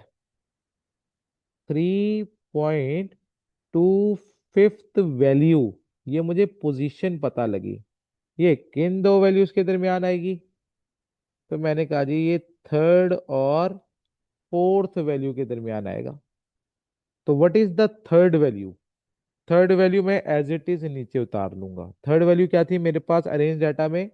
32 प्लस, पीछे कितना बचा? पीछे बचा 0.25। पीछे क्या बचा? 0.25। तो मैंने ऐड क्या कर दिया इसके अंदर? 0.25 multiply by the difference between third and fourth value. तो फोर्थ वैल्यू क्या थी मेरे पास? 42। और ये थी मेरे पास 32। तो इन दोनों का डिफरेंस। तो 42 -32। तो मुझे बताएं आंसर क्या आया?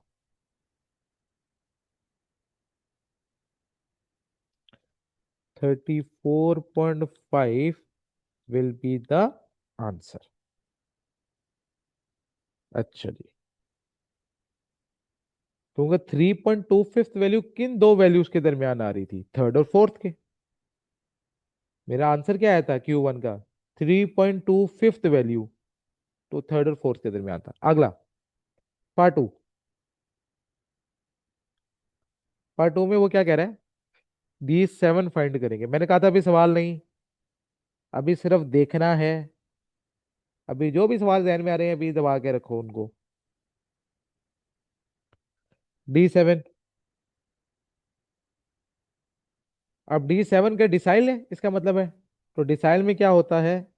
Formula I × n+1 divided by 10। तो I की वैल्यू क्या हो गई? 7, क्योंकि 7 डिसाइल है। और n था 12। 12 + 1 डिवाइडेड बाय 10। तो बताओ जी किस पोजीशन पे मेरी 7 डिसाइल बैठी हुई है? पोजीशन बताएं भाई। है 1.3। 9.1। Thank you. 9.1। 9 point first value. अब ये किन दो वैल्यूज के दरमियान आएगा? नाइन्थ और टेंथ वैल्यू के दरमियान। अब इस अरेंज डाटा में नाइन्थ वैल्यू ढूंढते हैं क्या है। एक, दो, तीन, चार, पाँच, छ, सात, आठ, नौ, 10। तो नौवीं वैल्यू क्या आ रही थी? 76। देख लो अच्छी तरीके से। नौवीं वैल्यू क्या आ रही है? 76। तो 76 को तो मैं एज इट इज नीचे उतार लूंगा ना। 76 प्लस, कितना पॉइंट पीछे रह गया बाकी? पीछे रह गया 0.1। तो प्लस कर देंगे 0.1, और इन दो वैल्यूज का डिफरेंस ले लेंगे। 10वीं वैल्यू क्या थी मेरी? 81। और ये थी मेरे पास 76। तो इन दोनों का डिफरेंस ले लिया जाएगा। तो 81 माइनस 76 इंटू 0.1 प्लस 76, तो ये आंसर आ जाएगा 76.5। 76.5 विल बी द आंसर।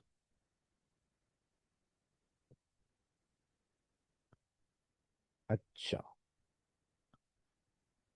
फिर आ जाएंगे थर्ड पार्ट के ऊपर। थर्ड पार्ट में वो क्या कह रहा है? 95 परसेंटाइल, यानी कि P95 फाइंड कर दो। P95 का मतलब क्या है? I × n+1 divided by percentile में 100 से डिवाइड कर देंगे। तो I की वैल्यू क्या होगी? 95, क्योंकि 95 परसेंटाइल फाइंड कर रहे हैं। तो 95 × 12 + 1 डिवाइडेड बाय 100। तो बताओ क्या आंसर आया?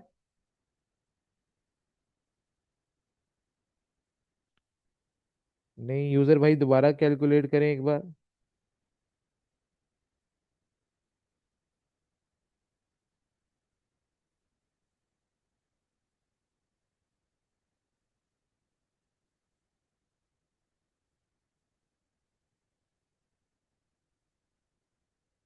अच्छा, 12.35 ही आ रहा है। ओके, चलो फिर ठीक है। फिर मुझे गलत याद होगा, हो सकता है। 12.3 फिफ्थ वैल्यू। Okay, fine.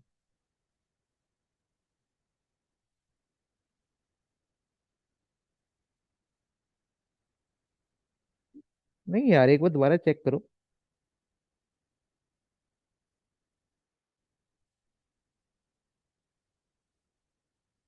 एक बार दोबारा चेक करो मेरे कहने पे। 13 का 95% लो।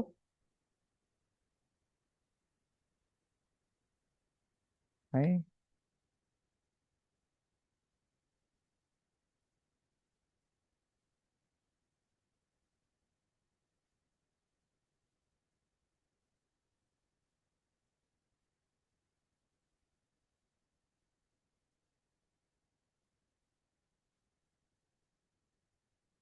ऐसा मुझे कुछ याद नहीं आ रहा वैसे। अरे हाय, ठीक हो गया, अब समझ आई मुझे। मैं गलत क्वेश्चन, 84 परसेंटाइल करना था हमने। हाय हाय, मैं कहूँ यार इस तरह का कुछ याद नहीं आ रहा। वो सवाल और था, क्योंकि ये गलत हो रहा था। ठीक है, इसमें मसला था। 84 परसेंटाइल करनी है यार फाइंड। मैंने सवाल ही नहीं देखा, मैं नीचे वाले सवाल देखना शुरू कर दिया। वो नीचे वाले सवाल में गिवन था 95 परसेंटाइल, हमने ये 84 परसेंटाइल करना था। अरे हाय, 84 परसेंटाइल करो यार। उसकी रीजन बताऊंगा इसको मैं क्यों गलत कह रहा था, वो बाद में डिस्कस करूंगा मैं तुम लोगों से, कि वो गलत क्यों आ रहा था। तो 84 × 12 + 1 डिवाइडेड बाय 100 कितना आया? 10.92। बस, 10.92 वैल्यू। ओके। ये किन दो वैल्यूज के दरमियान आएगा? टेंथ और 11th के। 10th और 11th के दरमियान आएगा, ठीक है। तो टेंथ वैल्यू क्या थी मेरे पास डाटा के अंदर? आओ जरा। तो टेंथ वैल्यू है मेरे पास 81। और जो 11th वैल्यू है वो मेरे पास क्या है, 91। तो ठीक है, तो फिर हम सवाल शुरू करते हैं। 10th वैल्यू मेरे पास आ रही थी कितनी, 81 आ रही थी, तो वो तो मैंने एज इट इज उतार ली। प्लस पीछे कितना बच गया, 0.92 बच गया। तो प्लस मैंने कर दिया 0.92, और इन दोनों वैल्यूज का क्या ले लिया, डिफरेंस ले लिया। तो बताओ आंसर क्या आया।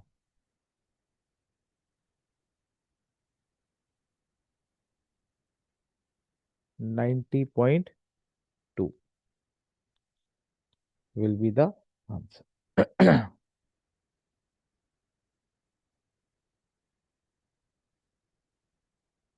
फिर पार्ट 4। पार्ट 4 में वो क्या कह रहा है, क्या फाइंड करना है। पार्ट 4 में उसने कहा जी मीडियन फाइंड करें।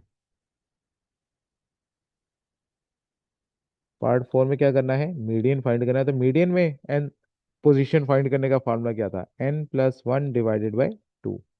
तो 12+1 divided by 2 will be equal to 6.5th value,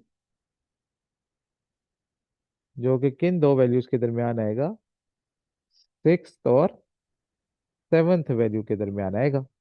तो बताओ जी डाटा के अंदर से छठी वैल्यू क्या है, 1 2 3 4 5 और ये 6, 52, और सातवीं वैल्यू है 63। तो 52 और 63, अब इसके हिसाब से सॉल्व कर लेते हैं। तो छठी वैल्यू मैंने एज इट इज उतार लेनी है, 52 प्लस पीछे कितना पॉइंट बचा, 0.5 इंटू इन दोनों का डिफरेंस 63 - 52। तो क्या आंसर बना।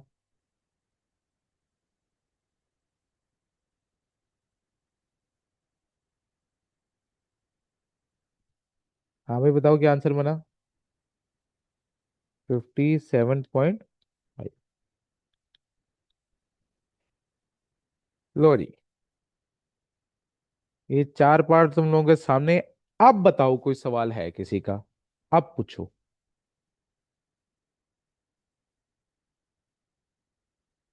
जी शायद भाई पूछें।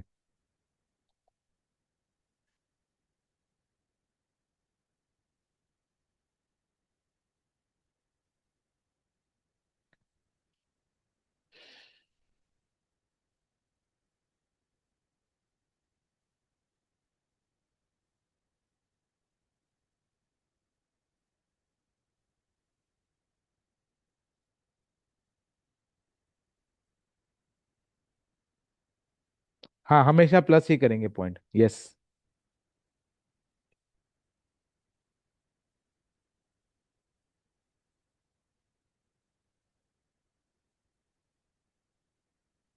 और क्या, समझ नहीं आई मेरी बात। प्लस करेंगे और जिन दो वैल्यूज के दरमियान वो वैल्यू आ रही होगी उससे मल्टीप्लाई कर, डिफरेंस लेके उस वो जो बची हुई वैल्यू उससे मल्टीप्लाई कर देंगे।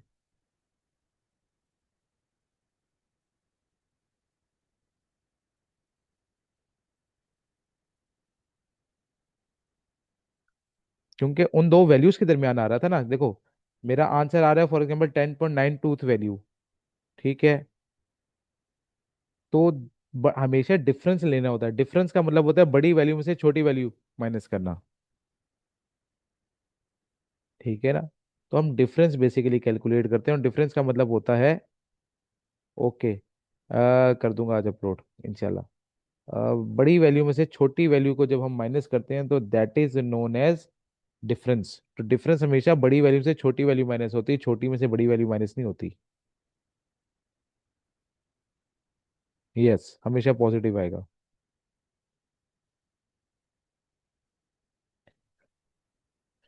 हाँ जी भाई, यहाँ तक कहानी क्लियर है सबको।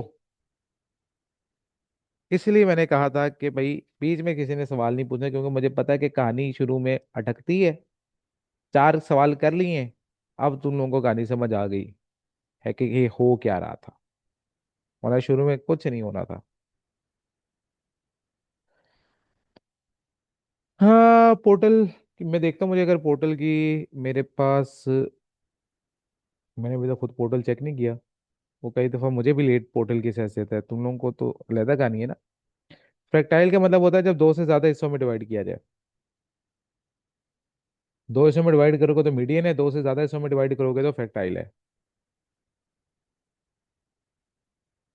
हाँ वो कभी कभार ना असल में वो काफी कुछ देख रहा होता है लड़का, तो थोड़ा सा उसके ऊपर बर्डन ज्यादा होता है।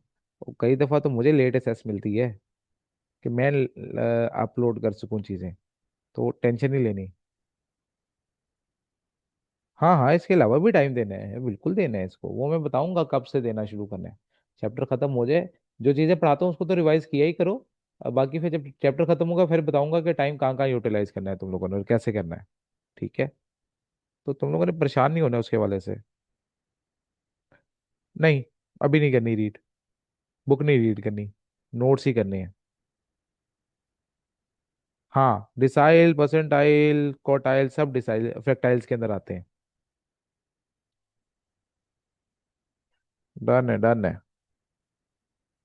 हाँ नोट्स मैं अभी देखता हूँ ना, मुझे अगर पोर्टल की सक्सेस हुई तो मैं तुम लोगों को भेज दूंगा, ठीक है। तो अभी तुम लोगों का जो टास्क है ना, अभी जिसके होमवर्क मैं तुम्हें होमवर्क देने लगा हूँ एक, पहले वो कर लेना। एक दो तीन चार पाँच, चार पार्ट मैंने करवा दिए, पांच पार्ट पीछे रहते हैं। ठीक है, ये पांच पार्ट तुम लोगों का होमवर्क है। ठीक है, ये पांचों पार्ट होमवर्क करके आप लोगों ने मुझे व्हाट्सएप पर भेजने हैं। इसके आंसर कहाँ मिलेंगे, आप एक दफा मुझे व्हाट्सएप करेंगे फिर आपको आंसर खुद ही पता लग जाएंगे। ठीक है। तो लिहाजा आपने ये मुझे व्हाट्सएप करने हैं और मेरे इनबॉक्स में, ठीक है, अपना नाम लिखेंगे। ठीक है, अपना होमवर्क मुझे सबमिट करेंगे। जी हाँ। और जो जो मुझे होमवर्क सबमिट कर देगा उसको आंसर मिल जाएंगे। इतनी सी कहानी है।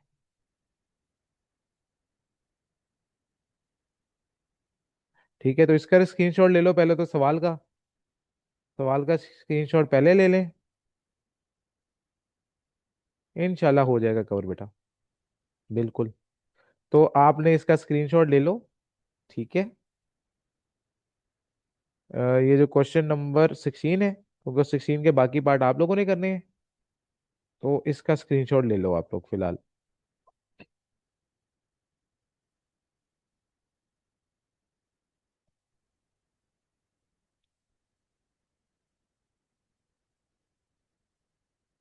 बेटा ये सारी चीजें मैं बाद में बताऊंगा।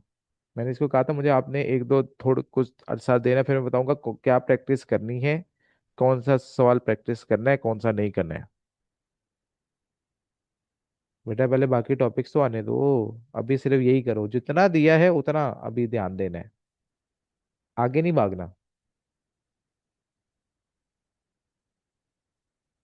सारा नहीं आता ये गलत बात है, किस्मत की बात होती है बेटा। आ जाए तो किस्मत है, नहीं आए तो भी किस्मत है। मैं तो बात यही करता हूँ कि आपने असाइनमेंट के भरोसे नहीं रहना, आपने अपने कॉन्सेप्ट के भरोसे चलना है। असाइनमेंट तो कह लो बस।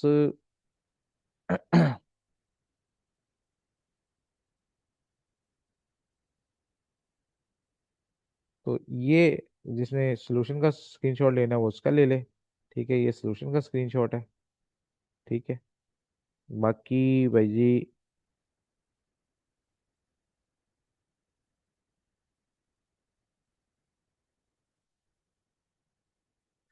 नहीं वो बेटा मैं कराऊंगा ना इंशाल्लाह, फाइनेंस भी कराऊंगा तो इंशाल्लाह मसला नहीं आएगा आप लोगों को। ठीक है, परेशान नहीं होना है बस। ठीक है, मैं अपने तरीके से कराऊंगा चीज़ें, वो उस तरीके से करनी है।